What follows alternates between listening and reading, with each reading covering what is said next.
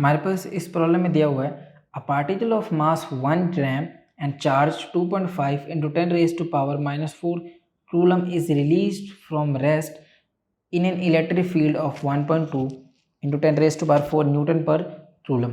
तो बेसिकली हमारे पास जो यहाँ पर मास दिया हुआ है वो कितना दिया हुआ है, वो दिया हुआ है 1 ग्राम, मतलब कितना हो जा रहा है 10 रेज टू पावर -3 kg। और यहाँ पर चार्ज कितना है, चार्ज दिया हुआ है 2.5 into 10 raise to power -4 coulomb. Electric field present है हमारे पास, कितना है वो है 1.2 into 10 raise to power 4 newton पर कूलम। सही है। फर्स्ट पार्ट में पूछ रहे हैं हमसे, फर्स्ट क्या पूछ रहे हैं, find the electric force and the force of gravity acting on this particle. Can one of these forces be neglected in comparison with the other for approximate analysis? सही है। तो सबसे पहले तो हमसे क्या पूछ रहे हैं, हमसे यहाँ पर दो फोर्सेस फाइंड आउट करने के लिए बोल रहे हैं। सबसे पहले इलेक्ट्रोस्टैटिक फोर्स और दूसरा फोर्स ऑफ ग्रेविटी, और उसके बाद उन दोनों के बीच में कंपैरिजन करना है। और फिर हमसे पूछ रहे हैं क्या हम इन दोनों फोर्सेस में से किसी भी एक फोर्स को नेगलेक्ट कर सकते हैं। तो सबसे पहले तो फोर्स फाइंड आउट कर लेते हैं। तो अगर मैं बात करता हूँ फोर्स इलेक्ट्रोस्टैटिक की, सही है, तो ये क्या होता है, ये होता है हमारे पास charge times of electric field. तो यहाँ पर चार्ज की वैल्यू तो हमारे पास दिया हुआ है 2.5 into 10 raised to power -4, और इलेक्ट्रिक फील्ड है हमारे पास 1.2 into 10 raised to power 4। तो हमें पता चल गया कि ये दोनों ही वैल्यू तो आपस में कैंसिल, सही है। तो ये हो जाना चाहिए मेरे पास 3 न्यूटन Fe। तो Fe की वैल्यू आ रही है हमारे पास 3 न्यूटन, सही है। सेम तरीके से अब हम सब यहाँ पर force of gravity find out कर लेते हैं। तो Fg, तो Fg का हमारे पास क्या फॉर्मूला होता है, Fg का फॉर्मूला होता है हमारे पास m इंटू ए, यहाँ पर a की वैल्यू हमारे पास g बन जाएगा, सही है। तो यहाँ से मेरे पास m कितना हो जाएगा, m है हमारे पास 10 रेज टू पावर -3, g की वैल्यू मान लो 9.8, ये कितना हो जाएगा 9.8 into 10 raise to power -3 Fg। Comparison दे रहे हो, Fg की वैल्यू बहुत ही ज़्यादा छोटी है, लीस्ट वैल्यू है यहाँ पर, सही है। तो यहाँ पर ये जितना है सबसे छोटी वैल्यू आ रही है यहाँ पर Fg की। तो अगर मैं मान लो ये है हमारे पास फोर्स 1, ये हमारे पास है फोर्स 2, इन दोनों के बीच में कंपैरिजन किया जाए तो हमें पता चल रहा है कि Fe जो है वो वेरी वेरी लार्ज है Fg से, सही है। तो हम चाहे तो ईजिली इस वैल्यू को नेगलेक्ट कर सकते हैं, therefore we can neglect Fg, सही है, क्योंकि इसकी सबसे लीस्ट वैल्यू है यहाँ पर। अब चलते हैं हम यहाँ पर बी पार्ट पे। क्या पूछा जा रहा है हमसे पूछा ये जा रहा है how long will it take for the particle to travel a distance of 40 centimetre.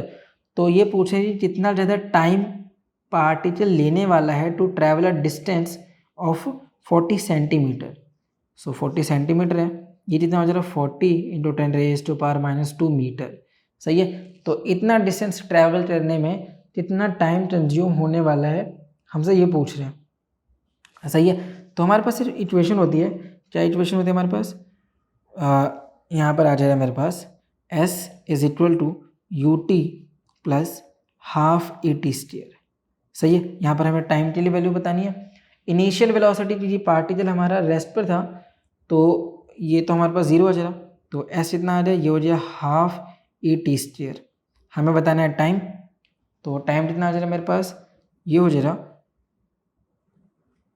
2S/A is equal to T², सही है। यहाँ पर अब मैं सबसे पहले तो इससे लिए सॉल्व कर लेते हैं। तो 2S की वैल्यू हमारे पास है 40 इंटू 10 रेज टू पावर -2।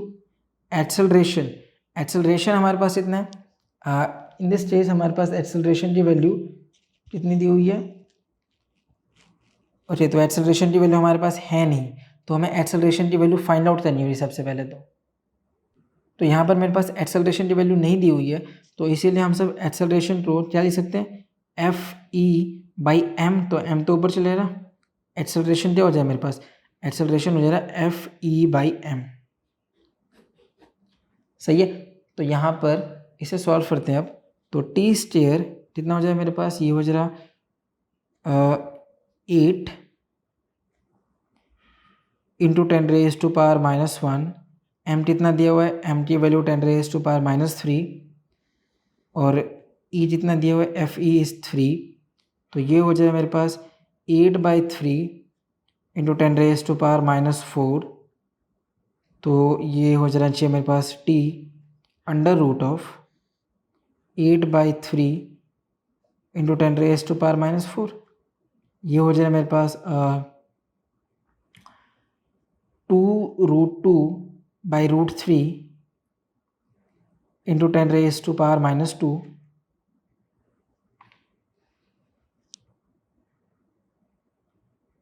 तो अभी तक हमारे पास जो टाइम की वैल्यू थी वो कितना आ रहा था, ये आ रहा था 2√2/√3 इंटू 10⁻⁻²। इसे √3 से ऊपर नीचे मल्टीप्लाई कर देते हैं, तो ये हो जाना चाहिए मेरे पास 2/3 इंटू √6 मल्टीप्लाइड बाई 10⁻⁻²। ये हो जाएगा 2/3 और √6 की वैल्यू हो जाती है अपने पास अप्रोक्सीमेटली 2.45 के आसपास की वैल्यू हो जाएगी इंटू 10⁻⁻²। ये रहा टाइम। तो टाइम कितना आ रहा है मेरे पास, टाइम हो जाना चाहिए यहाँ पर ये हो जाएगा 1.5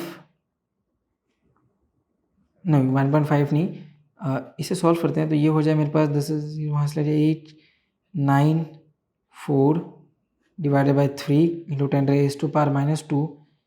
ये हो जाए मेरे पास 1.633 के आसपास की वैल्यू। तो टाइम कितना आ जा रहा, टाइम अप्रोक्सीमेटली 1.63 इंटू 10⁻⁻² सेकेंड आ जाना चाहिए। सही है, इसे सॉल्व कर देना, अप्रोक्सीमेटली वैल्यू हमारे पास यही आएगी। तो टाइम भी हमने फाइंड आउट कर लिया। अब चलते हैं यहाँ पर सी पार्ट पे। तो सी पार्ट में हमसे पूछ रहे हैं, क्या पूछा है सी पार्ट में, सी पार्ट में हमसे पूछा हुआ है what will be the speed of the particle after travelling this distance. तो इतना ज़्यादा डिस्टेंस ट्रैवल करने के बाद पार्टिकल की स्पीड कितनी है, हमसे ये पूछा जा रहा है। तो simply v² minus u² is equal to 2as। Initial velocity तो जीरो ही है, तो v² is equal to 2 times of a of s। अब हमसे इस बार s की वैल्यू पूछ रहे हैं, तो v²/2a। तो v² कितना हो गया मेरे पास, हमसे कितना पूछ रहे हैं, हमसे स्पीड पूछ रहे हैं। तो v² नहीं, हमें v² के लिए सॉल्व करना है। तो इससे मैं यहाँ पर थोड़ा सा सॉल्व करता हूँ।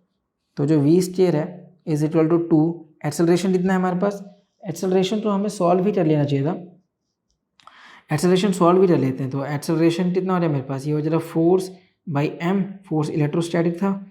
ये हो जाए मेरे पास Q/m, और क्यू की वैल्यू हमारे पास कितना दिया हुआ है, क्यू हमारे पास दिया हुआ है 2.5 इंटू 10⁻⁻⁴। इलेक्ट्रिक फील्ड हमारे पास दिया हुआ है, इलेक्ट्रिक फील्ड हमारे पास कितना दिया हुआ है 1.2 इंटू 10⁻⁴, और मास हमारे पास दिया हुआ है 10⁻⁻3। ये दोनों हो जाएगा मेरे पास 3। तो एक्सेलरेशन आ रहा है यहाँ पर 3 इंटू 10⁻³ मीटर पर सेकेंड स्क्वायर। सही है, तो एक्सेलरेशन की वैल्यू आ रही है हमारे पास, एक्सेलरेशन ठीक है। तो हमारे पास एक्सेलरेशन आ गया। तो अगर मेरे पास एक्सेलरेशन आ रही है तो यहाँ पर यूज कर लेते हैं। तो ये हो जाए मेरे पास 3 इंटू 10⁻³ और s कितना डिस्टेंस हमने ट्रैवल किया था 40 सेंटीमीटर, तो 0.4। तो v² आ जाना चाहिए मेरे पास 6 इंटू 4 इंटू 10⁻²। तो ये हो जाएगा मेरे पास 24 इंटू 10⁻² अंडर रूट। तो v कितना हो जाए मेरे पास, v हो जाना चाहिए यहाँ पर अप्रोक्सीमेटली आ जा रहा है मेरे पास 20√6। सही है, तो v की जो वैल्यू है वो है 20, रूट 6 की वैल्यू होती है हमारे पास 2.45। इसे सॉल्व करते हैं तो हमारे पास जो अप्रोक्सीमेटली आंसर आ जाता है वो 49 मिली सेकेंड के मीटर पर सेकेंड के बराबर हो जाता है। यहाँ पर स्केयर भी आएगा। सही है। अब हम चलते हैं इससे लास्ट पार्ट पे। हमारे पास इसमें पूछा जा रहा है लास्ट पार्ट में, how much is the work done by the electric force on the particle during this period. तो यहाँ पर अब हमसे वर्क डन पूछ रहे हैं, तो वर्क डन हमारे पास फॉर्मूला जो होता है ये होता है हमारे पास फोर्स इंटू डिस्प्लेसमेंट। सही है, फोर्स इंटू डिस्प्लेसमेंट होता है हमारे पास फॉर्मूला। तो हमारे पास फोर्स की वैल्यू है क्यू इंटू ई और डिस्प्लेसमेंट इज एस। ये वैल्यू हमारे पास सॉल्व फ्री थी, हमने कितना आया था 3 आ रहा था, और एस कितना दिया हुआ है 0.4 दिया हुआ है। तो वर्डर कितना आ गया मेरे पास, ये हो जाना चाहिए 1.2 जूल। सही है। तो इसलिए साथ हमारा ये वाला प्रॉब्लम भी सॉल्व हो जाता है। इससे आसान सॉल्यूशन और कहीं नहीं।